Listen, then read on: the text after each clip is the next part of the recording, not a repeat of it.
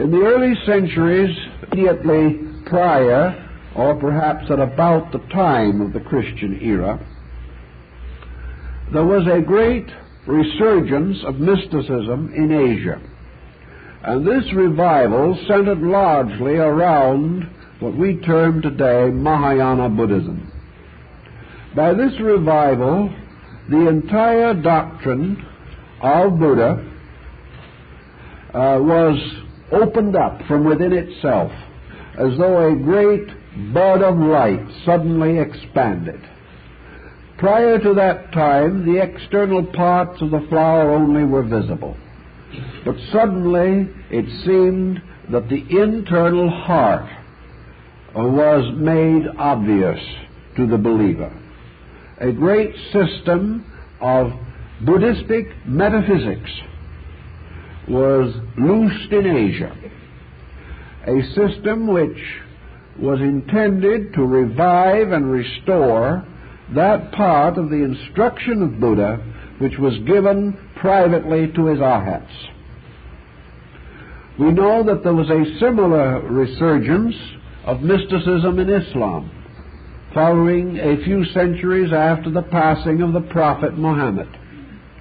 We know desperately and definitely that there was a powerful trend towards mysticism in Christianity, but that this expansion in the Christian faith was to a measure aborted, because the tendency of mysticism was blocked and frustrated by the rise of the Inquisition. As it was, however, some mysticism did break through, and we have evidence of it in the peculiar devotional life of certain early Christian saints. We also know that this mysticism broke through Judaism, particularly about the beginning of the Christian era, when the rise of Kabbalistic speculation began.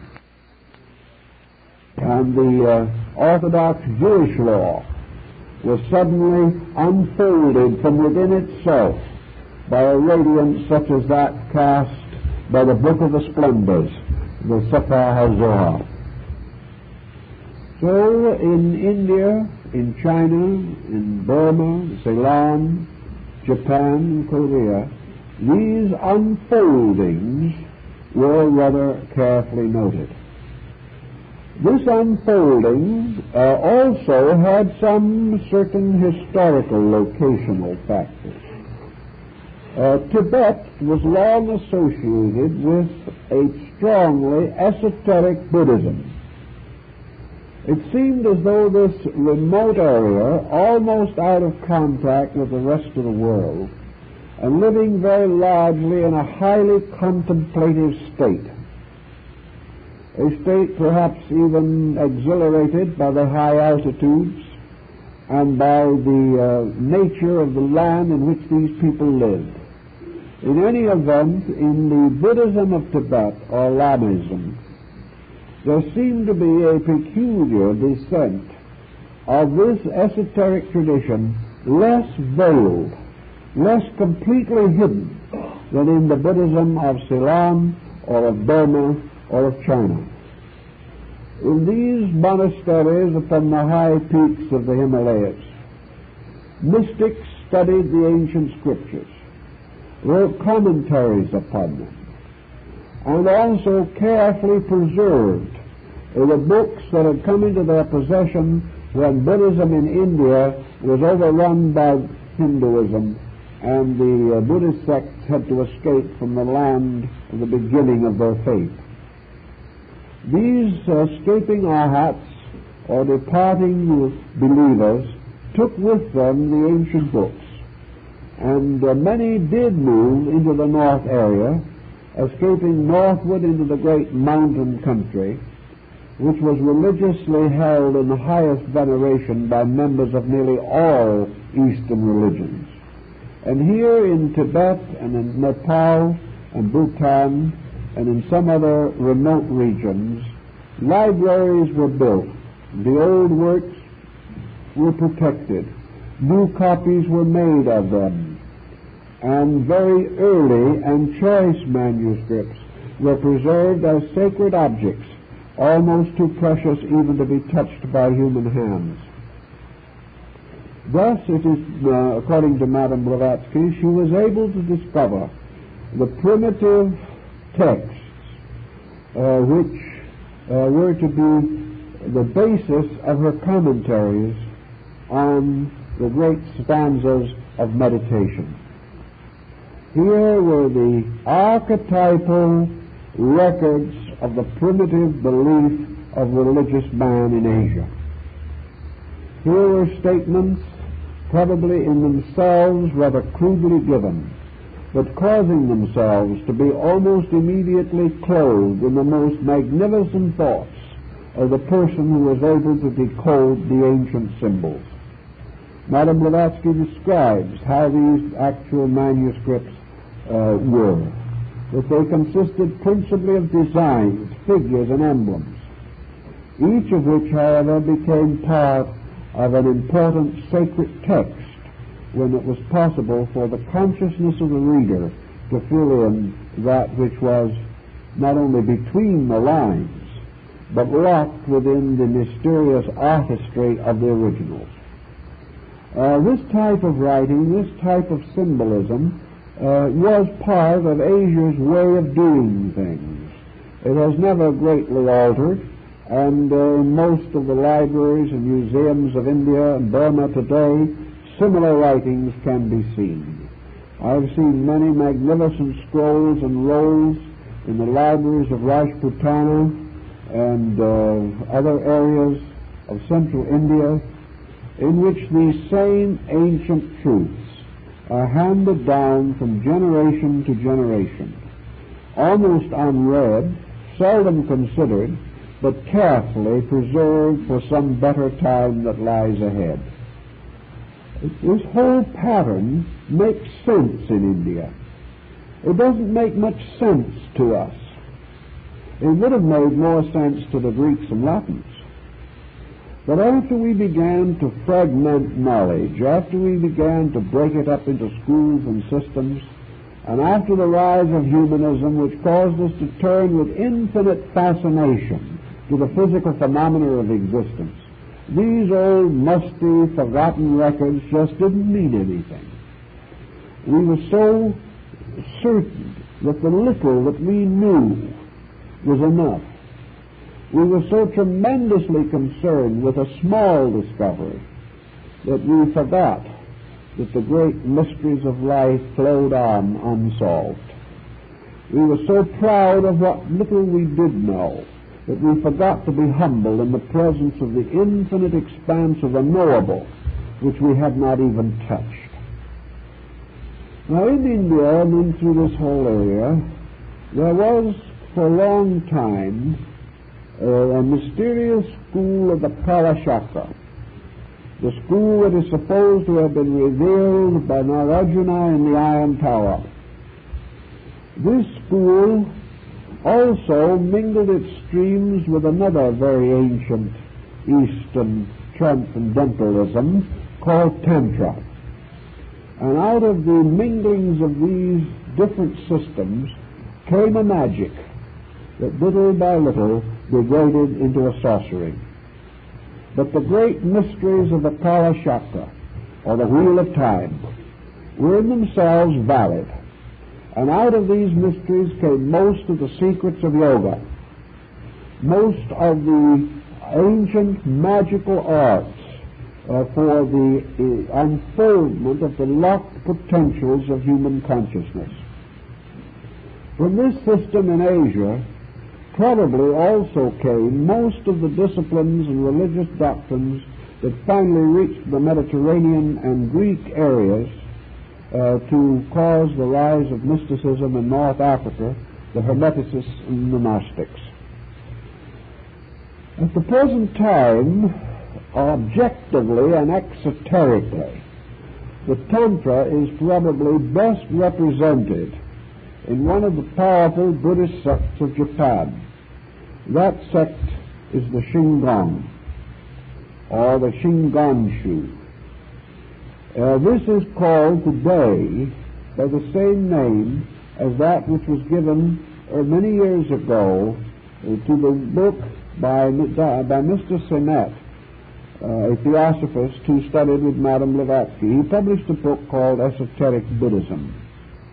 When you ask in the Orient today, particularly in Japan or China, what is esoteric Buddhism, they will point to the equivalent of what in Japan is the Shingon-shu, or the mysterious sect that was founded by the great Japanese transcendentalist Kobo-daishu.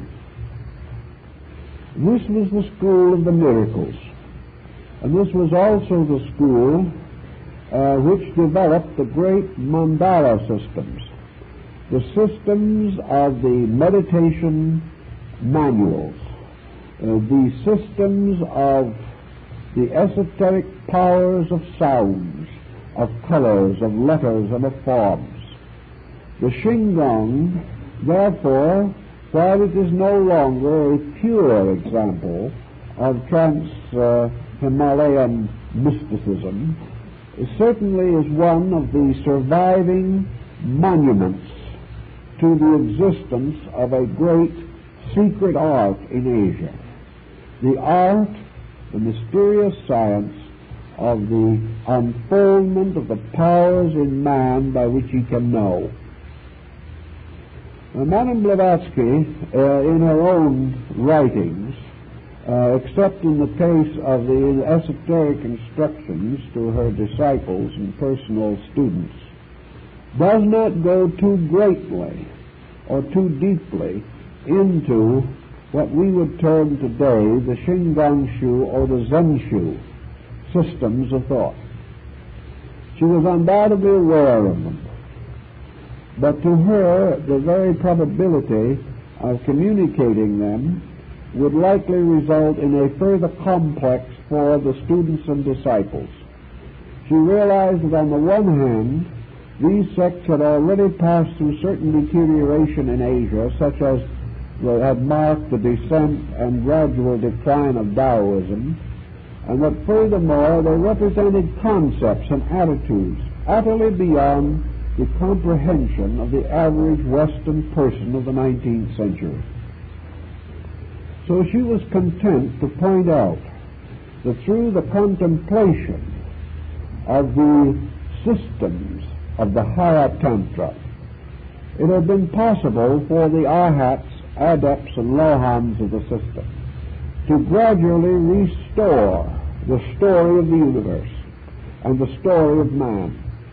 That this knowledge essentially came not from ordinary books, not from ordinary communication with other persons, but through inward meditation, through the gradual strengthening of the resources of the person to the inner contemplation of the mysteries of universal procedure. If these disciplines were accurately followed, if the individual's interior faculties were properly opened, they were just as reliable in their own world as our ordinary sense perceptions are in the material world, and probably much more reliable. Very few people question what they see with their physical eyes. Nor is there any greater reason to question that which the individual can see if the eye of the Dhamma or the eye of the disciple is opened. Therefore, there is an eye which sees into the causes of things, just as surely as there are two eyes by means of which we see into the world of effects around us, these two eyes making possible a certain stereoscopic dimensionalism in the things we see. As the inner eye sees not in terms of dimension, but in terms of quality, it is not necessary that it be doubled. But just as surely as man sees with this single eye, his body is filled with light.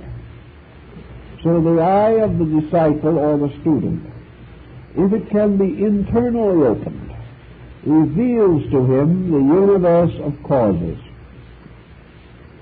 The moment such a universal mystery is unfolded, it becomes obvious that he is in the presence of values, situations, and conditions which simply cannot be communicated. We have created a language which was essentially intended for the ordinary transactions of physical life.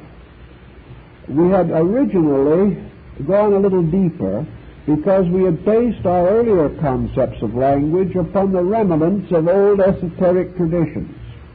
So through the classical world of thinking, we did develop a bilanguage system, or two languages, for the administration of our affairs. The Egyptians had their common language, and they also had a sacerdotal language and a language of emblemism for their priests. As Dr. Preston told me in the reading of Egyptian hieroglyphics, we are by no means certain that each glyph does not have two different meanings, and that one of these meanings concerns itself with a deeper aspect of Egyptian metaphysics. This is not yet certainly known, but it is quite probable that the Rosetta Stone was not the end of our search for the knowledge of the Egyptian language.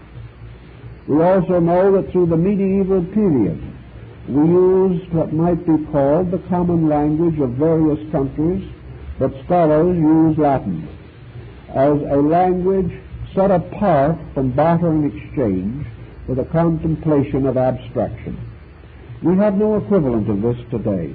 True, we have a larger vocabulary, but this vocabulary has been built up almost entirely by the compounding of terms relating to physical phenomena.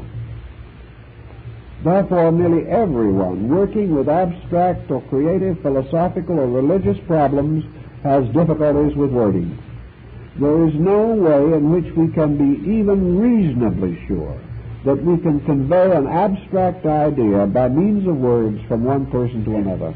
Zen does not even attempt it, rather taking the attitude that all communication of essential knowledge must be by internal, superphysical faculties. The same thing is true in every case of esotericism. Where gradually a knowledge of universal mystery unfolded, it was necessary to build by degrees a vocabulary to interpret it. The moment a mystery was placed in the common words of any people, or placed in any readable or comprehensible language, it ceased to be esoteric. It then became part of the common body of knowledge, where it was esoteric only as long as it was unwritten, as long as it was communicated only to those having attained a certain esoteric standing themselves. So the secret doctrine, as H.P. Blavatsky unfolds the book, cannot actually be regarded as an esoteric book. She points this out very definitely. It ceases to have esoteric status the moment it is printed. But it does contain, and I think research will justify this beyond any question of doubt, a great deal of material that had been borderline esoteric material for a long time. A material that was not entirely locked within the ancient schools, or which had gradually, over a period of time, been legitimately released. For these schools at various times in their development, finding that humanity, by its own evolutionary process, had made certain natural attainments, released levels of this knowledge, releasing mostly such levels as had immediate utility for those evolving forms of life that required them. But the shepherd guardians, or the shepherd kings of ancient times, guarded their flocks. The shepherd priests, with their symbolic symbol or symbolic emblem, the shepherd's crook or crozier, definitely communicated to the sheep that which was necessary. And so by degrees a great deal of knowledge that had once been locked within the university colleges and mystery temples of Egypt, Greece, and the Near East came to be more generally known. It is this gradual revelation that gave us, for instance, mathematics, gave us astronomy, gave us music, gave us by degrees the secrets of ancient medicine and law, made possible a variety of achievements for men. The great moral and spiritual codes of the world were originally part of the mystery tradition. But as man reached the point where he needed them, they were revealed to him by the anointed and initiated teachers, saviors, sages, prophets, and seers of his race.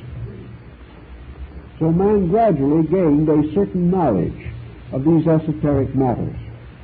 According to Madame Blavatsky, the time came in the closing years of the 19th century when the tremendous advancement of material science, when a new kind of world coming into existence, built upon, unfortunately, an almost adamantine materialism, required certain further directives.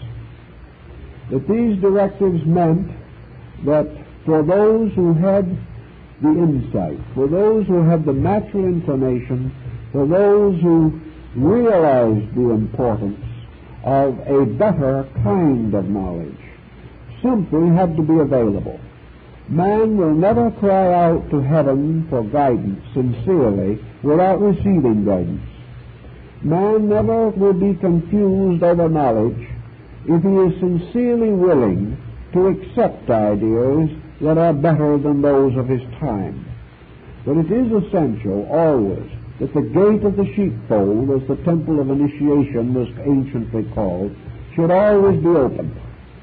That there should always be more knowledge than man normally uses, so that in his emergency the individual can always find something better if he will seek where it is. To act then is a tremendous counterbalancing force, not for the majority, but for those who were dedicated to a higher concept of life.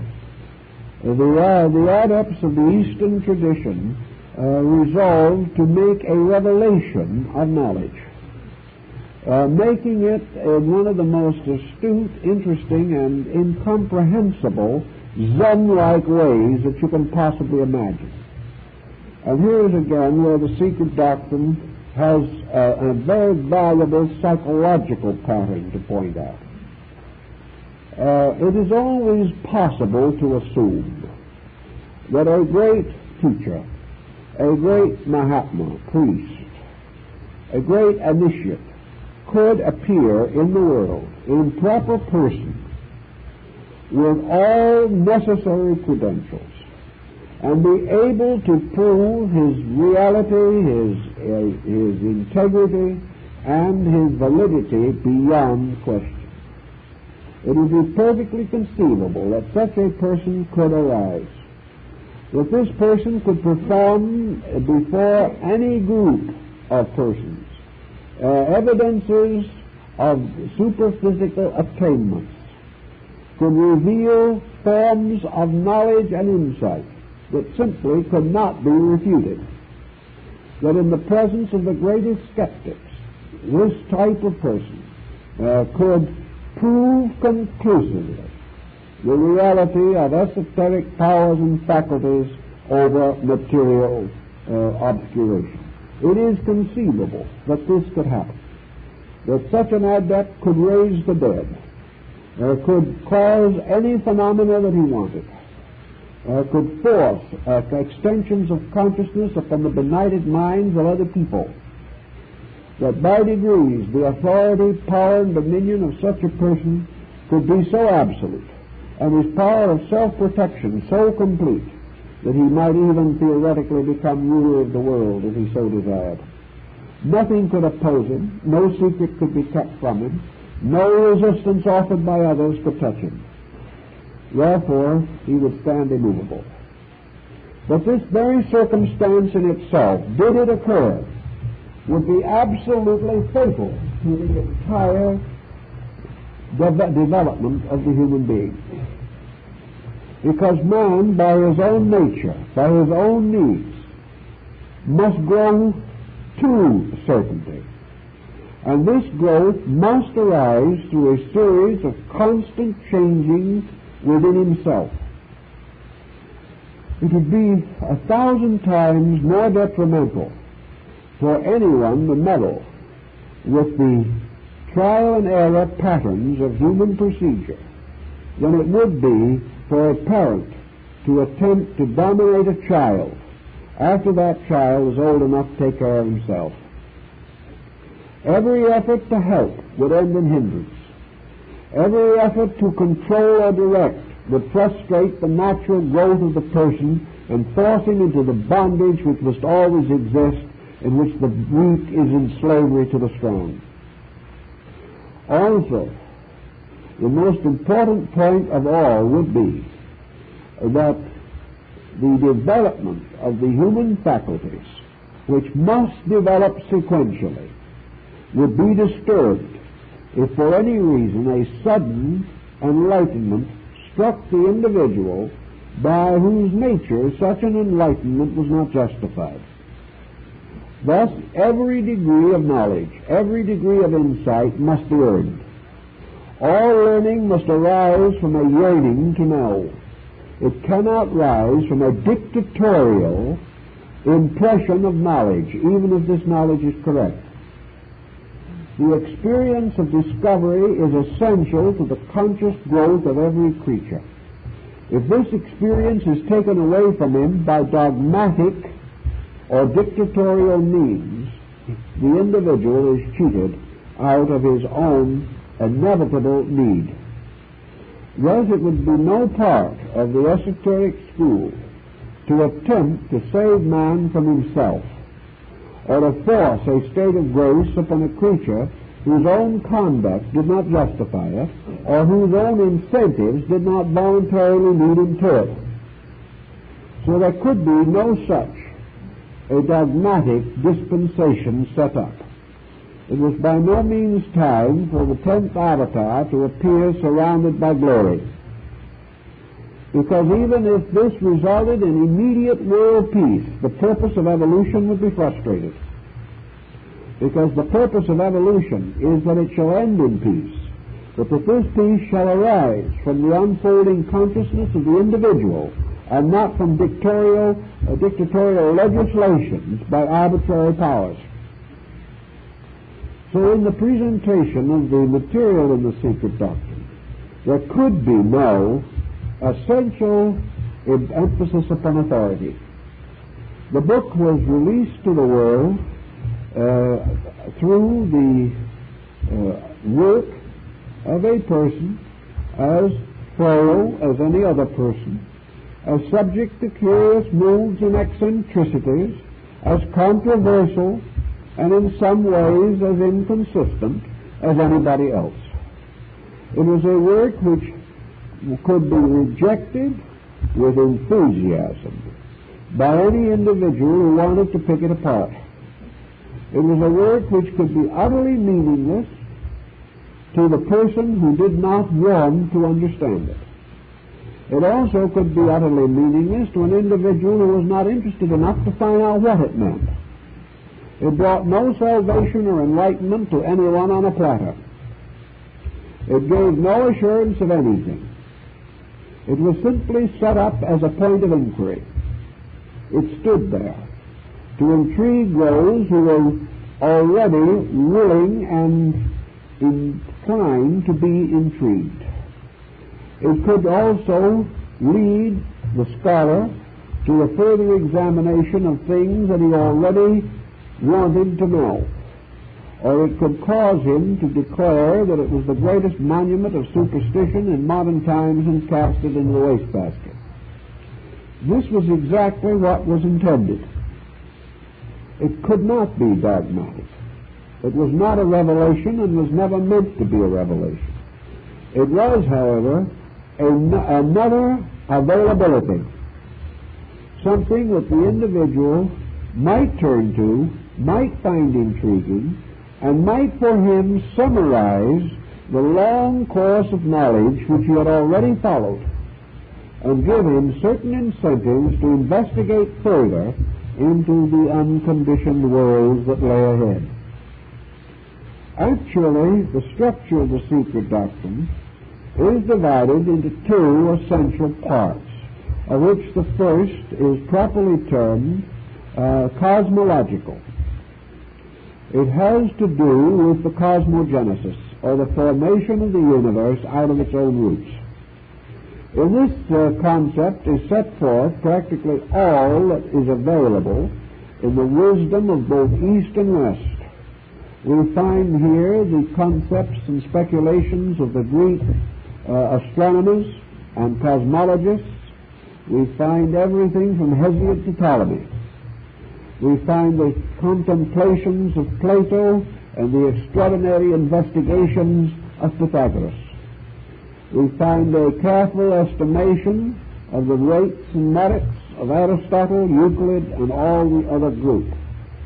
We also are given an insight into the points where these documents have been, in the course of time, either misinterpreted or intentionally distorted.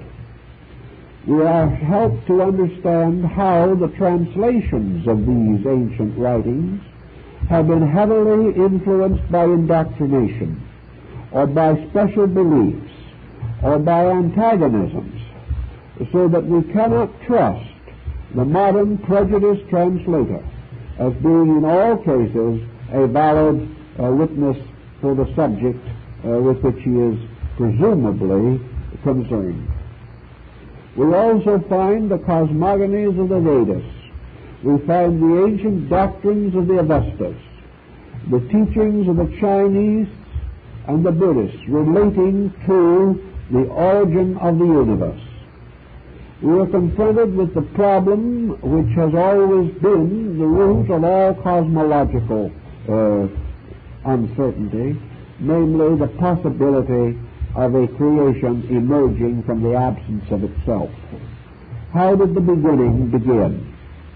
How was that which was not to engender that which was? Can we ever assume that there was a state in which nothing existed? All of these speculations are finally brought together under the concept of the Tibetan tantric system. And the great laws of cycles, the great processes of the days and nights of Brahma, the emergence of the universe as the great breath, the setting up of the great geometric patterns in space by which worlds were generated, all of these processes are discussed and described, not originally, inasmuch as there is really no indication that this represented an original system devised by the writer. It is simply a magnificent gathering together of threads, of strands, of fragments, until a common form is established into which the systems of the Greeks, the Hindus, the Chinese can all be fitted into a master concept. A concept which includes them all, leaves out nothing, and requires no essential compromise of basic ideas. Out of this entire concept comes this tremendous pattern of the living universe, of a universe extending far beyond anything that we can conceive, a universe of systems upon systems, all of them essentially great units of consciousness, and that from the basic consciousness of each of these units, vast systems of creation emerge. These systems always within the consciousness which created them. And within all these patterns, the infinite divergence of individuality within unity. Much of this pattern is based upon the great Sephirothic tree of the Kabbalah. It is also the great tree of the Vedic mysteries. And we have the same concept arising in Mahayana Buddhism, in the scriptures which have to deal with the establishment of the Buddhas in all of the great directions of space. The whole theory is defined and developed in the concept of a world compendium of cosmological doctrine. And of course the important point that arises from it is that all of the different systems will fit into this one pattern. That therefore there is much evidence that there was originally one system. That this one system was divided not in meaning but in term, or gradually fragmented through interpretation and the gradual descent of ideas through orders of persons not capable of fully understanding them, until difference arises as a human error, not as an inconsistency in essential principles. Out of this tremendous cosmogony of things emerges esoteric anthropology, the emergence of man, his development in nature, the great question that science is still ponderating and will probably ponder for some time, namely the relationship between the person and his body. That the Darwinian theory or the Mendelian law might apply to the body of man, no one seriously questions. But whether this pattern is applicable to the consciousness of man is another and far more serious doubt. In the esoteric tradition, therefore, man emerges as a principle to be embodied. He represents a universal fragment or flame from infinite life, containing within himself the infinite potential of the absolute unfoldment of the total universe within himself. He is therefore seminal, as the oracles of Zoroaster called it. He is a seed from which all creation can ultimately be born. This seed, enveloped in matter, sowed in the dark earth of substance, is finally limited in body. The great story of anthropology is therefore the involution of man, which is the descent of consciousness into form, and the gradual obscuration of consciousness by form. Finally, evolution, or the gradual restoration of consciousness from form. Evolution being essentially at this time a twofold procedure. Either a procedure based upon the long, unfolding path of future growth, by which over a vast period of time man will gradually collect the fragments of his own consciousness within his own personality, unite them, bring them into harmony, and gradually create an abstract vehicle or Vaham for the expression of that consciousness rather than the concrete mind that he now uses. The second way, according to the esoteric tradition, is that the individual shall achieve evolution or the release of consciousness from matter by the disciplines of the esoteric schools. These esoteric disciplines constituting the meditative and contemplative disciplines of the Kala Chakra, or the great school of the turning of the wheel of time.